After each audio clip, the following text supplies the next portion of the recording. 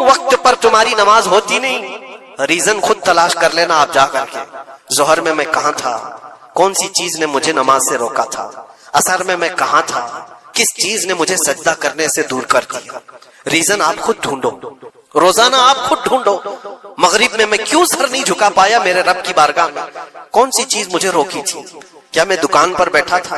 تو وہ دنیا ہے جو دھوکا ہے، جو تجھے اللہ سے دور کر رہی ہے. یا تم دوستوں کے ساتھ بات چیت میں بزی ہو گئے تھے، تو یہ دوست شیطان ہیں جنہوں نے تجھے اللہ سے دور کیا تھا. یا کوئی اور چیز تھی، موبائل میں بیٹھا تھا، گیم کھیل رہا تھا، یہ وہ دنیا ہے جو تجھے اللہ سے دھوکا دی ہوئی. ٹی وی میں بیٹھا تھا، میچ میں بیٹھا تھا، کھیل کود میں تھا. یہ ساری چیزوں کا ریزن آپ خود ڈھونڈو. یہ عبادتوں سے کون ہے جو مجھے دور کیا ہے؟ اللہ کریم کی بارگاہ میں سر جھکانے سے کون سی چیزیں روک رہی ہے؟ مجھے بتاؤ قسم رب ذوالجلال کی، آج کسی نے تمہارے گردن پر تلوار رکھی ہے کہ اگر سجدہ کرو گے تو کاٹ دیا جاؤ گے، مار دیا جاؤ گے؟ کسی نے تم کو نیزہ دکھا کر کہا کہ مسجد جاؤ گے تو گھونپ دیا جائے گا؟ کوئی چیز نہیں ہے. تمہارا نفس ہے جو تمہیں دور کیا ہوا ہے. تمہاری اپنی وہ چیزیں ہیں جن کو تم دل سے لگائے ہوئے ہو. اللہ کریم کی بارگاہ میں آنے کے لیے جو اہمیت تمہیں دینا چاہیے وہ دوسروں کو اہمیت دینے لگ گئے. اسی لیے ایک بزرگ نے کیا خوب کہا تھا، وہ اپنے مرید کی دکان میں گئے. بہت بزی شیڈول تھا اس مرید کا، دکان میں اتنے گاہک ہوتے تھے، بھیڑ ہمیشہ، وقت ہی نہیں ملتا تھا بیچارے. لیکن پیر صاحب آئے ہیں دکان میں تو عزت و احترام ہونی چاہیے. اپنے مرشد کو اس نے بلایا، کرسی پر بٹھایا. بہت دیر تک وہ اس کی دکان میں پڑھتے رہے، بیٹھے رہے. وہ بھی خوش باش تھا، پیر صاحب آئے پڑھے تو اور برکت، اور اس کو وقت ہی نہیں ہے. تھوڑی دیر کے بعد پیر و مرشد نے اس کے دکان کی چیزیں اٹھا کر کے جو ڈبے وغیرہ تھے سونگنے لگے. یہ سونگا وہ سونگا. اس مرید نے پوچھا حضور یہ آپ کیا کر رہے ہیں، کیا سونگ رہے ہیں؟ کہا میں یہ دیکھ رہا ہوں کہ ان ڈبوں میں کہیں تو پخانہ تو نہیں کرتا، کہیں تو اپنی حاجت اسی میں تو نہیں کرتا. اس نے کہا کیوں آپ ایسا کہہ رہے ہیں؟ کہا تو جتنا بیزی ہے جانے کا موقع کہاں ملتا ہوگا، یہی تو اپنا ٹوائلٹ بھی کرتا ہوگا.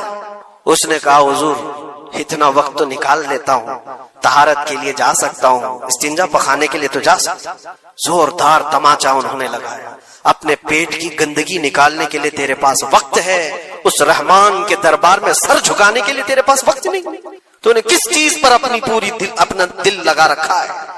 یہ تھی ان کی تربیت. حقیقت ہے میرے عزیزوں، ہم اگر ریزن ڈھونڈیں تو چھوٹی چھوٹی چیزوں کے لیے ہم اپنا وقت بھی دیتے ہیں، پیسے بھی دیتے ہیں. لیکن اللہ کریم کے ساتھ تمہارا کیا سلوک ہے؟ یہ حدیث سنا کر میں بس ختم کرتا ہوں. اللہ کریم خود فرماتا ہے، یہ حدیث قدسی ہے. حدیث قدسی اس کو کہتے ہیں فرمان اللہ کا ہے، زبان رسول اللہ کی. اللہ فرماتا ہے انا عند ظنی عبدی بی، بندہ میرے متعلق جیسا گمان کرتا ہے میں اس کے ساتھ ویسا سلوک کرتا ہوں.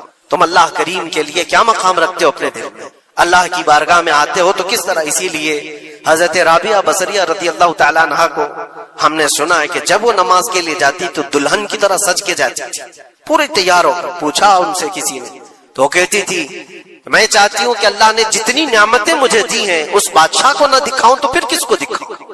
اس بادشاہ کی بارگاہ میں جا رہی. دنیا والے سیٹھوں کے سامنے جانے کے لیے سجتے سورتے ہیں، میں خلاق العالمین کی بارگاہ میں جانے کے لیے سجتے. اور ہمارا کیا مزاج ہے؟ ہم نے دیکھا ہے مسجد میں آنے کا انداز کس کا کیسا ہے. تم بادشاہ دو جہاں کے دربار میں آ رہے ہو تو کس انداز سے آنا چاہیے؟ یہ ساری چیزیں آپ ذہن میں رکھو. اللہ کریم کے لیے تمہارے دل میں کیا مقام ہے؟ ظاہر سی بات ہے تمہیں آج بھی اپنے پیٹ کی غلاظت نکالنی ہو کہیں راستے پر تو شوچالیہ ڈھونڈتے ہیں اور پیسے دے کر کے جاتے ہیں. مسجد کی کیا کیا چیزیں مفت میں استعمال کرتے ہیں. کبھی اس کا خیال آتا ہے کہ ہم یہاں کی اے سی، یہاں کے پنکھے، یہاں کے قالین، یہاں کا پانی سب کچھ استعمال کرتے ہیں، لیکن مسجد میں جو ڈبہ گھومتا رہتا ہے تو لوگوں کو ایسا لگتا ہے کہ یہ تو صدر سیکریٹری کے لیے گھومتا ہے، یہ کمیٹی کے لیے جاتا ہو. آپ اس وہم و گمان سے نکل جاؤ. اللہ کی بارگاہ میں 1 روپیہ بھی جو دیا جاتا ہے وہ شمار ہوتا ہے دنیا بھر کے تمام دولتوں سے زیادہ عزیز اللہ کی بارگاہ میں وہ پیسہ ہے جو یہاں صفوں میں آپ نے اللہ کے نام پر دیا ہوا. اپنی عادت رکھو کہ مسجد کے لیے ہمارے دل میں کیا احترام ہے. دوسری دنیاوی کسی بھی چیز کو دیکھنے کے لیے ٹکٹ دیتے ہیں، وہاں چھوٹی موٹی چیزوں کو خرچ کرنے کے لیے ہم بے پناہ پیسے خرچہ کرتے ہیں. پان میں، بیڑی میں، سگریٹ میں، تھوکنے میں کتنے پیسے برباد کیے جاتے ہیں۔ اللہ تبارک و تعالیٰ کے نام پر جب بات آتی ہے تو کیوں دل پر یہ بوجھ ہوتا ہے؟ یہ علامت ہے کہ دل جب کالا ہو جائے اور رب تعالیٰ سے بندہ دور ہو جائے تو اللہ کی بارگاہ میں دینے سے وہ کترانے لگتا ہے۔ اپنے دل کا علاج کرو اور اللہ کی بارگاہ میں یہ دعا کرو کہ مولا مجھ پر میرے نفس کو غالب ہونے سے بچا لے اور میرے دل کو پاک کر کے تیری دربار میں ہمیشہ جھکنے والا دل بنا دے۔ یہ دعا کرو کہ رب تبارک و تعالی مرنے سے پہلے ہمارے دلوں کو پاک و صاف فرمائے اور خالص اس کی رضا کے لیے ہمیں ہماری عزیز چیزوں کو قربان کرنے کا اللہ تبارک و تعالی ہمیں موقع عطا فرمائے۔ اور خاص طور پر یہ دعا کہ رب العالمین جب آخری وقت آئے تو تیرے حبیب پاک کی عزت کے لیے مرنے کی توفیق عطا فرما اور اس راستے میں ہمیں شہادت عظمی نصیب فرما، تیرے نبی کے قدموں میں دفن نصیب فرما۔ جہاں آج پوری قوم قسم پرسی کے عالم میں ہو، امت محمدیہ کے یہ حالات آج دیکھ رہے ہیں، روزانہ دیکھ رہے ہیں۔ تم شیئر تو کرتے ہو، ہر جگہ شیئر کرتے ہو، اور سارے ریلز پر تم جو دیکھتے ہو ہنگامے روز، صرف ہندوستان کے نہیں پوری دنیا بھر کے فلسطین کے مظلوم بچوں کی لاشیں دیکھتے ہو اور شیئر کر کے آگے بڑھ جاتے ہو۔ ان کی چیخیں، ان کے داغ کے ملبے، ان کا ڈھیر، ان کے تباہ و برباد گھر، ایک ایک قبر میں 80 لوگوں کی لاشیں، یہ سب کیا تم نہیں دیکھتے؟ شیئر کر کے آگے بڑھ جاتے ہو۔ یہی تو ہنگامے ہیں جو تمہیں دھگا رہے ہیں، جگہ جگہ کے تھک چکے ہیں تمہیں یہ ہنگامے خود ہی تھک گئے، یہ اٹھتا نہیں ہے۔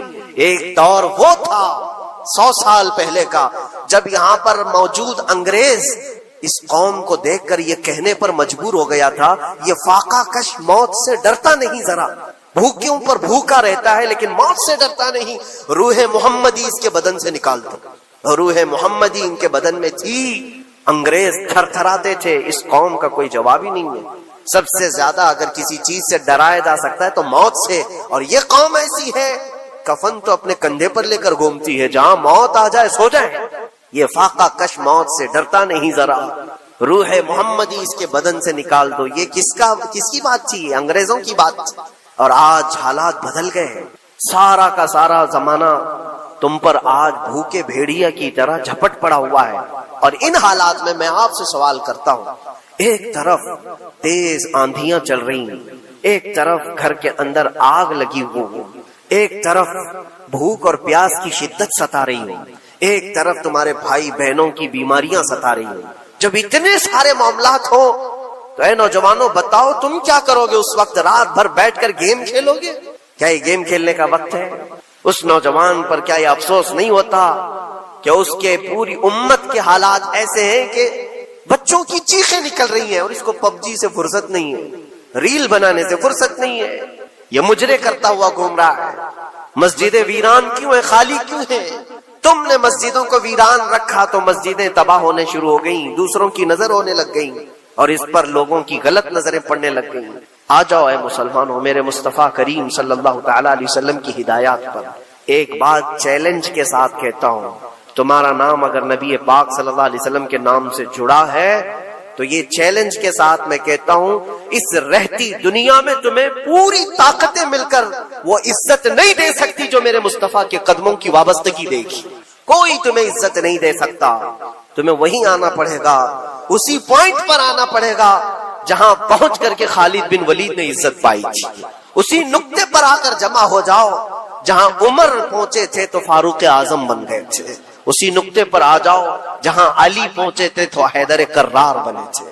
ہر ایک کو عزت اسی بارگاہ سے ملی ہے، اور جو کچھ بھی معاملات ہو رہے ہیں اس کی ایک وجہ یہی ہے، ناموس رسالت پر تم نے ہلکے پن کا اظہار کیا تو پھر ہمارے سارے مسئلے داؤ پہ لگ جائیں گے، سارے مسئلے۔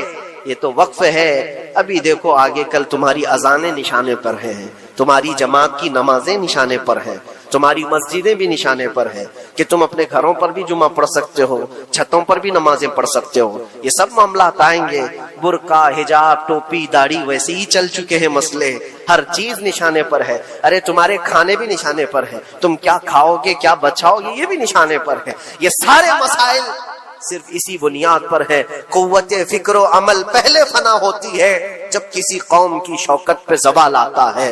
اور یہ ایک بات یہ بھی میں بتا دوں، اقبال نے سچ کہا تھا، ان کے جو ہم غلام تھے خلق کے پیشوا رہے، ان سے پھرے جہاں پھرا پھر آئی کمی وقار.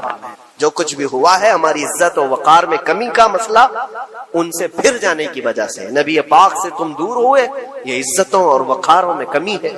عجیب سی بات نہیں ہے، یہ دوگلا پن نہیں ہے.